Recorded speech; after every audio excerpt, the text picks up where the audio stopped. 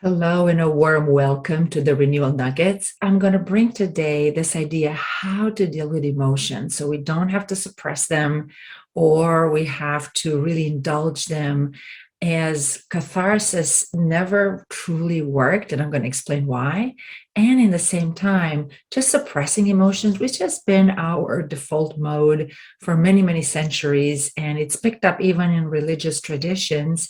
Just forget about emotions. Don't think we're prideful, we're really having bad emotions. It doesn't work. It works in a short run, but then it backfires. So the idea is, how do we deal with emotion, especially as we're trying to separate from the day and might want to have some quiet time or silence, and in the same time we might want to pray or connect with God, connect with what's really truly important to you, with your higher self. So if you don't know me, I'm Dr. Ioana Popa from Team for the Soul, and I love to bring wisdom from science and ancient Christian faith and psychology and non-denominational spiritual traditions in such a way that can help us to become better human beings and can help you connect and help you regenerate so you can keep on giving for the betterment of humanity. So let's dive in.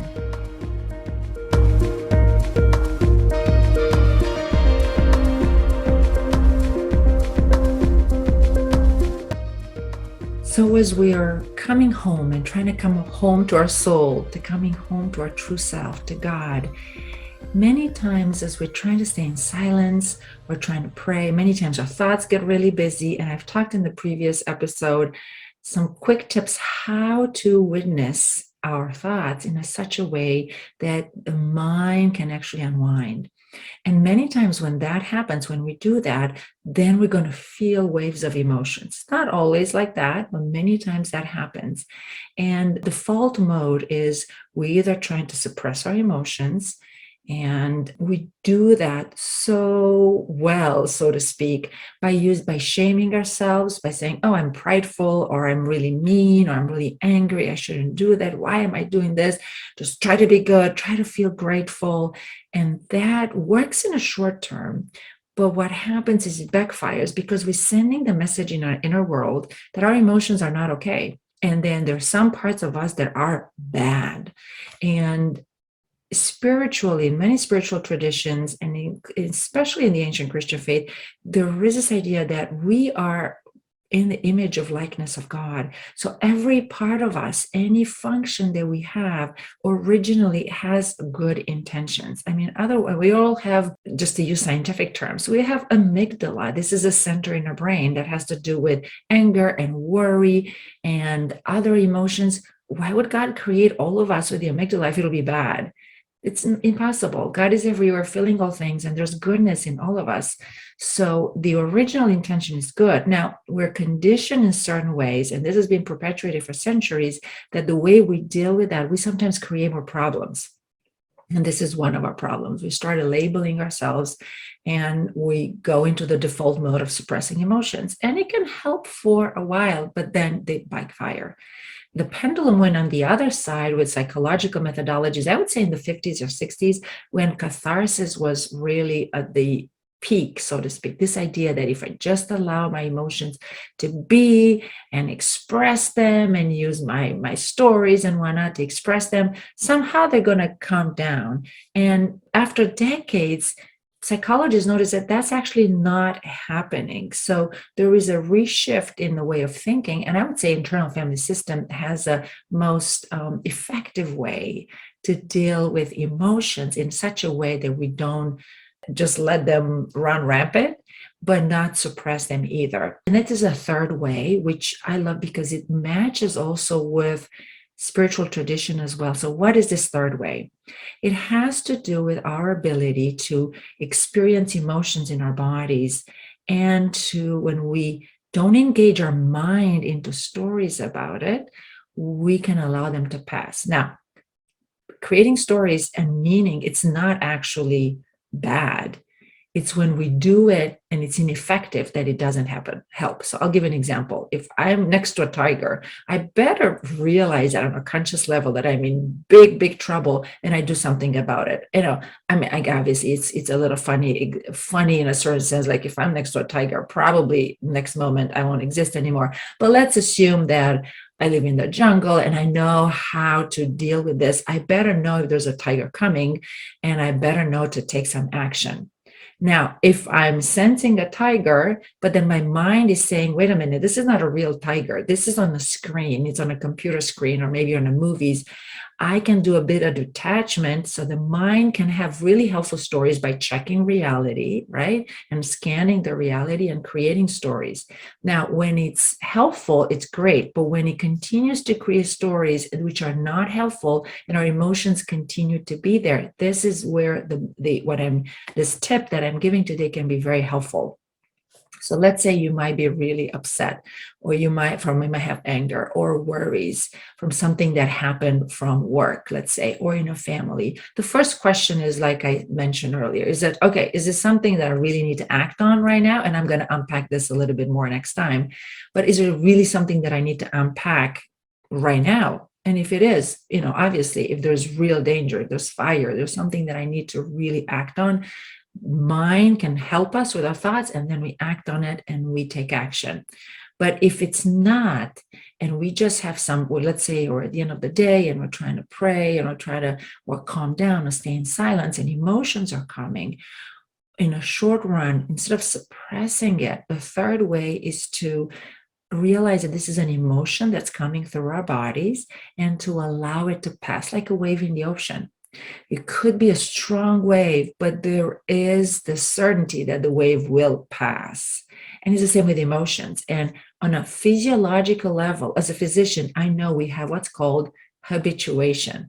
Habituation can have a wonderful impact in our life because we get used to it. We get used to stimuli, mind you, externally or internally, and it can help us. It becomes like a background noise. Now, many times this is not enough. We might need to go to a counselor, a mentor, a therapist, a life coach to really help us navigate our emotions.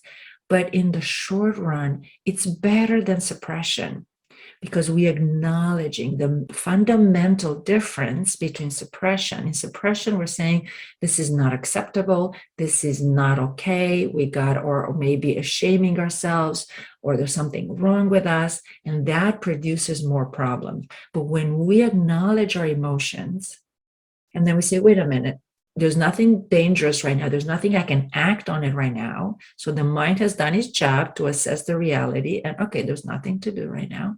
We can invite our mind to step aside and really sit with the emotions and then let them pass. And invariably, they do pass. And when they do, first of all, we've honored our emotions. We did not engage into creating more stories, which many times create more emotions. And we also can find more creative ways. So I'll give you an example. About, I don't know, maybe 10, 15 years ago, I remember this distinctly because it was such a transformative event for me. I would say 15 years ago, maybe even 20. I was really, really busy, and I was all of a sudden triggered by a person who wronged me. And I had so much anger. I knew this person wronged me, and I had so much anger, and I knew and I sit down trying to kind of, okay, how do I deal with my emotion right now, right? And from my faith tradition as a Christian, I knew eventually I have to forgive. I'm like, okay, I'm in no way to forgive right now. So this first step of just acknowledging my authentic reality, I am angry and I'm not ready to forgive, and not feel shame about it. Like, okay, I didn't pile up more shame. I'm terrible. I'm a terrible person. I can forgive, getting into more stories. I just acknowledge my feelings. I am really angry and I can forgive. And I had this moment. I was praying and talking with God directly. And I said, God, I know that's where you want to move me towards forgiveness. I am not ready. I'm really, really angry right now. But I trust you. And if you don't believe in God, you can have this conversation with your higher self, with your true wisdom, to say, okay, I know there is a way. I just don't know what that way is. That's what I talk with God. I know it's a different way. I kind of, in this case, I knew kind of what the way was, but I'm like, I'm not ready, but I want to be authentic. I don't want to go around the bushes and say, I'm doing this and finding different solutions. I'm just giving it all to my higher self, to God. And interestingly, after a while, the emotion subsided. So what I did, I didn't suppress it and shame myself. I didn't get into more stories about it. I didn't use the cathartic methodology, create more story. This person is terrible, blah, blah, blah, blah, blah, which would have made my emotions even more strong. I just acknowledged I had this emotion. I was incapable of forgiveness and acknowledged that as well and allowed the emotion to pass. And once that anger passed, after a while, the same day, all of a sudden I had more distance and I realized, well, I can see my perspective. And all of a sudden, it was so much easier to see the other person's perspective. Not that I was giving that person a free pass and say, oh, yeah, they could, it's okay, they could do that. No, it's just I realized I could see their perspective and in the same time see my perspective. And it was just mind-blowing because there's a sense that God is everywhere feeling all things. And he truly connects on an intimate level with our soul, with each and every person, each and every human being in this world. There must be a different perspective. But I didn't force it. I didn't think my way through it. As the emotion, the anger passed away like a wave, all of a sudden that insight became more clear. And in that space where I could have compassion for myself because I was wronged, and I could also see, well, I could see from the other person's perspective why they might have done this. That allowed for more newness and curiosity and creativity also, and solutions came up that I wouldn't have thought of them before. And I was able to deal with the situation very much better. And out of that experience, actually, I realized, oh, that's why they say not to send the email right away when you get really upset or angry. Just wait for 24 hours, 48 hours. Absolutely. And that has been kind of like my gold standard and my quick advice, especially in our online world. Like if you see a post on social media or an email or not, wait for 24 hours, for 48 hours. It's amazing how when we habituate to the emotion, when the emotion passes this wave, without creating more stories, actually it can really help. And it's becoming so much easier and we get a different perspective. So I encourage you to do that as well. So the question that it might be still lingering for you is what about catharsis? What did you say about that? Why is it not working? Well, here's what I've observed. Most psychological methodologies, especially as being a counselor or listening to people, even as a therapist or before as a doctor. So having people talk about their emotion through using stories, obviously, right? So we move into our brain to tell stories. Well, these stories can grow bigger and bigger and bigger. And we can feel really good in the moment. Like, yes, I'm justified. I was wronged. Clearly, I was wronged. But the stories will grow and grow and grow. And actually, it's going to continue this loop of emotional dysregulation, this intensifying this emotion is not going to help us center and find that peace which surpasses all understanding, which kind of is what I was talking earlier about. So catharsis doesn't work because of this. If we engage our brain into the stories can shift and can actually make our emotions more and more intense. And they might not allow us to see the other person's perspective. So disengaging, unblending, or unhooking for our mind, again, unless there's a huge emergency where we need to take action, we can allow the emotions to come and go.